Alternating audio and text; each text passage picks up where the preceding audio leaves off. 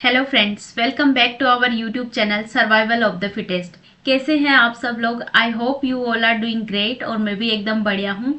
जैसे ही हमारा net JRF qualify होता है या फिर हम पीएचडी के लिए एनरोल हो जाते हैं, जेआरएफ तो हमारा अवेल हो चुका है।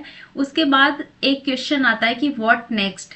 हमारे रिलेटिव्स या आसपास वाले या घर वाले भी यही सवाल करते हैं कि अब आपका जेआरएफ तो क्वालिफाई हो गया है, अच्छी बात है, और उसके साथ साथ पीएचडी भी कर ली, देन आगे क्या करना है, आपकी परमानेंट जॉब कब होगी।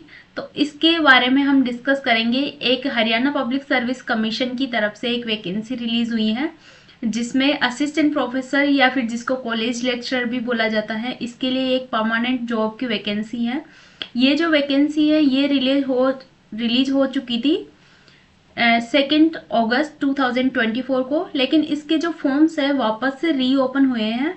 तो अभी कोई भी कैंडिडेट जिन्होंने पहले इस फॉर्म को नहीं फिल किया है वो भी वापस से फिल कर सकते हैं। यहाँ पे आप देख सकते हैं कि हरियाणा पब्लिक सर्विस कमीशन की अगर मेन वेबसाइट पे जाएंगे, ये मेन वेबसाइट है हरियाणा पब्लिक सर्विस कमीशन की। यहाँ पे आप असिस्टेंट प्रोफेसर 2025 अगर सर्च करेंगे तो ये वाला पोर्टल आपके सामने ओपन होगा। देन यहाँ पे साइन अप करके और फिर registration form and upload documents, और इस तरह से न्यू रजिस्ट्रेशन पे क्लिक करके आप अपना फॉर्म फिल कर सकते हैं। यहाँ पे अलग अलग ऑप्शंस दे रखे हैं कि किस तरह से आप रजिस्टर कर सकते हैं। यहाँ पे हरियाणा परिवार पहचान पत्र, आधार कार्ड या फिर मोबाइल नंबर, इन तीनों के मोड के थ्रू आप क्या कर सकते हैं, यहाँ पे रजिस्टर कर सकते हैं। देन यहाँ पे आप आगे लॉगिन करके आगे फॉर्म को प्रोसीड कर सकते हैं। जैसे ही फॉर्म फिल करते हैं उसी तरीके से। तो ये हरियाणा पब्लिक सर्विस कमीशन की तरफ से एक एडवर्टाइजमेंट है। अब इसमें क्या क्या कौन कौन एलिजिबल हैं और किस तरह से ये फॉर्म फिल करना है आपको, इसके अलावा इसमें एग्जाम का जो पैटर्न है वो अदर्स जो स्टेट्स हैं उनके पब्लिक सर्विस कमीशन के से थोड़ा हरियाणा में थोड़ा अलग है। बिकॉज यहाँ पे स्क्रीनिंग टेस्ट होता है सबसे पहले, देन उसके बाद सब्जेक्ट नॉलेज टेस्ट होता है जो कि डिस्क्रिप्टिव होता है, देन इंटरव्यू होता है। तो यहाँ पे डिस्क्रिप्टिव में किस टाइप के क्वेश्चंस पूछे जाते हैं एंड स्क्रीनिंग टेस्ट में आपका क्या सिलेबस होने वाला है, ये सारी चीज़ें आज हम डिस्कस करेंगे इस पूरे वीडियो के अंदर। तो वीडियो के एंड तक जरूर बने रहिएगा। अब अगर हम देखें तो यहाँ पे ये डेट पुरानी वाली डेट है, लेकिन अभी भी इसके फॉर्म ओपन है। 1 मार्च से इसके फॉर्म्स ओपन हो रखे हैं, 1 मार्च, एंड ये कब तक चलेंगे, 15 मार्च तक ओपन रहेगा ये पोर्टल। तो अभी तक जिसने भी फॉर्म फिल नहीं किया और अगर आप एलिजिबल हैं तो ये फॉर्म फिल कर सकते हैं। अभी एलिजिबिलिटी के बारे में देखेंगे हम। अब इसमें number of vacancies, number of seats देख लेते हैं सबसे पहले। ये इतने सारे सब्जेक्ट्स हैं, लगभग यहाँ पे 26 सब्जेक्ट हैं जिनके लिए वैकेंसी ये रिलीज हुई है। जिसमें अगर जोलॉजी की बात करें तो हम टोटल यहाँ पे 91 पोस्ट हैं और 47 पोस्ट अनरिजर्व्ड कैटेगरी के लिए। बिकॉज जो अदर स्टेट के कैंडिडेट हैं, हरियाणा के अलावा अदर स्टेट के कैंडिडेट, उनको एज ए जनरल कैटेगरी में इसको इंक्लूड किया जाएगा। तो जनरल कैटेगरी के लिए यहाँ पे कितनी 47 सीट्स हैं। बॉटनी के लिए देखें तो 50 हैं, केमिस्ट्री के लिए 79 है फॉर जनरल कैटेगरी, और टोटल यहाँ पे देख सकते हैं ये इतनी सारी सीट्स हैं। तो नंबर ऑफ वैकेंसीज भी काफ़ी अच्छी है इसमें। देन एसेंशियल क्वालिफिकेशन क्या क्या होनी चाहिए, इसमें अगर देखें तो मास्टर डिग्री में 55% मार्क्स होने चाहिए। इसमें गुड एकेडमिक रिकॉर्ड क्या होगा, इसमें गुड एकेडमिक रिकॉर्ड को मेजर करने का क्या, डिटरमाइन करने का क्या क्राइटेरिया है। इसमें आपके पास 10th से लेके मास्टर डिग्री तक किसी भी 2 एग्जामिनेशन के अंदर आपके टोटल 55% मार्क्स होने चाहिए। और ये कैटेगरी वाइज और इसमें रिलैक्सेशन भी है। तो अदर स्टेट्स वालों के लिए तो ये 55% मार्क्स होना कंपलसरी है इसमें। तो यहाँ पे मास्टर के अंदर आपको 55% मार्क्स होने चाहिए। इसके साथ साथ एक और एलिजिबिलिटी यहाँ पे मांगी है, आपको हिंदी एंड संस्कृत का नॉलेज होना कंपलसरी है अप टू मैट्रिक स्टैंडर्ड। तो यहाँ पे 10th तक आपको हिंदी एंड संस्कृत सब्जेक्ट, आपके जो कंपलसरी सब्जेक्ट होते हैं वो आपके होने कंपलसरी है यहाँ पे। देन आपका नेट क्वालिफाइड होना चाहिए, या फिर जो हरियाणा है, हरियाणा का सेट या स्लेट या सेट जिसको बोलते हैं स्टेट एलिजिबिलिटी टेस्ट, वो क्वालिफाई होना चाहिए, या फिर आपके पास पीएचडी की डिग्री होनी चाहिए। इन तीनों में से कुछ भी आपके पास है तो आप इस वैकेंसी के लिए एलिजिबल हैं। किस किस को ये रिलैक्सेशन मिलेगा इसके बारे में दे रखा है यहाँ पे।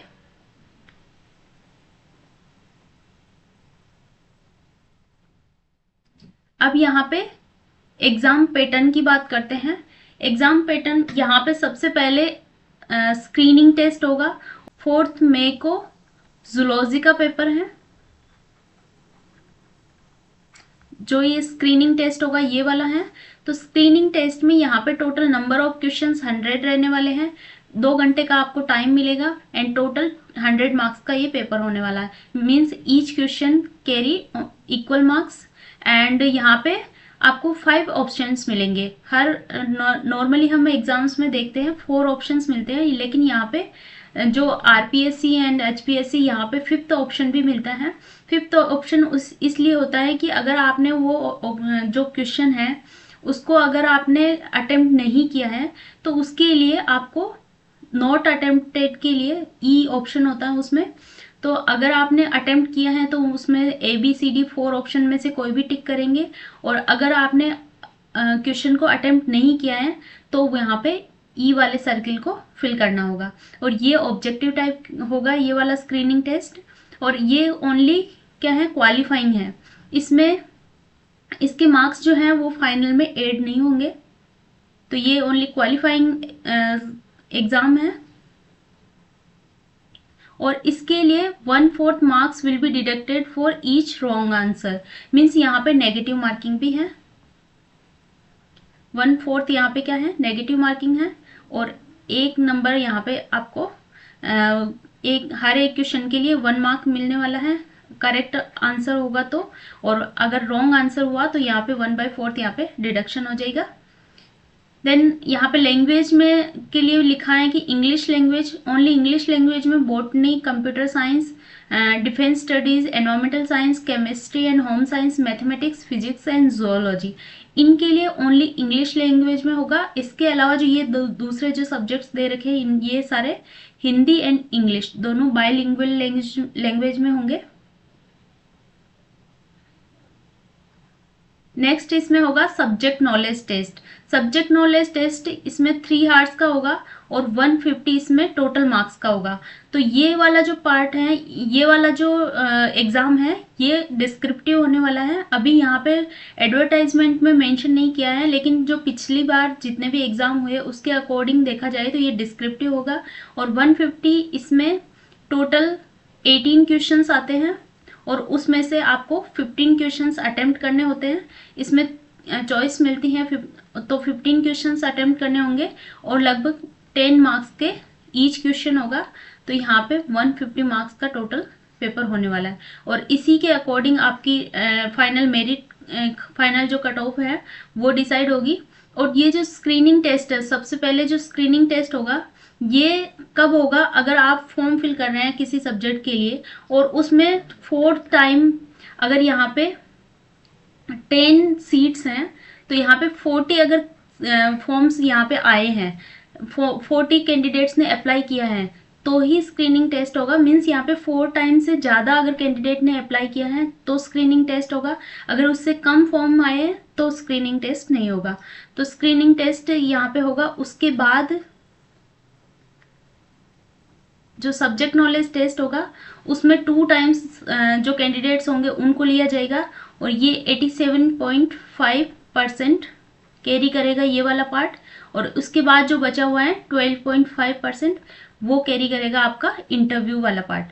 तो इसमें टोटल 100% में से मार्किंग होगी और वो स्क्रीनिंग टेस्ट ओनली क्वालिफाइंग है। उसके मार्क्स लास्ट फाइनल एग्जाम में फाइनली वो ऐड नहीं होंगे।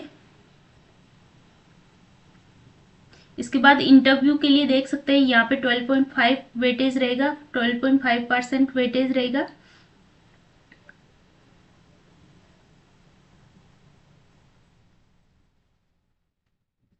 इसमें एकेडमिक लेवल में इसमें सैलरी ये देख सकते हैं। किसको रिलैक्सेशन है, हरियाणा के जो शेड्यूल्ड कास्ट हैं उसके लिए या फिर ओबीसी के लिए क्या क्या रिलैक्सेशन है उसके बारे में दे रखा है।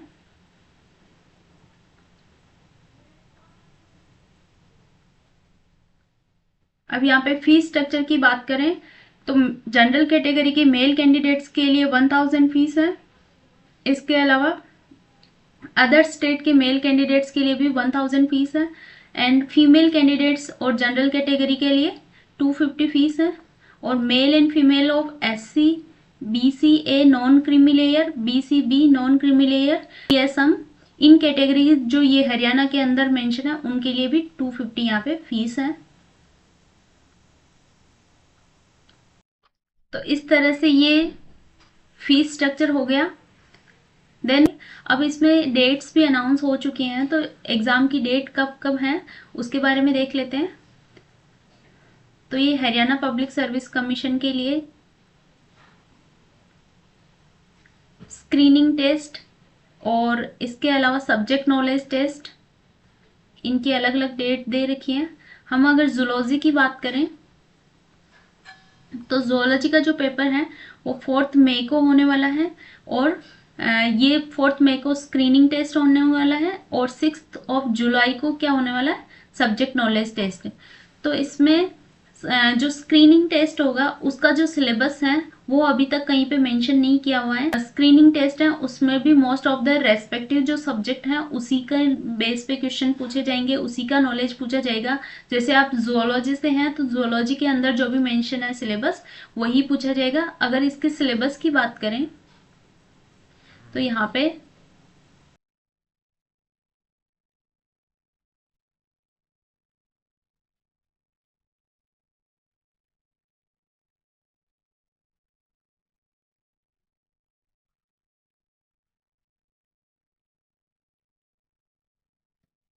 यहाँ पे सिलेबस देख सकते हैं एज इट इज। जो सीएसआई नेट का जो सिलेबस है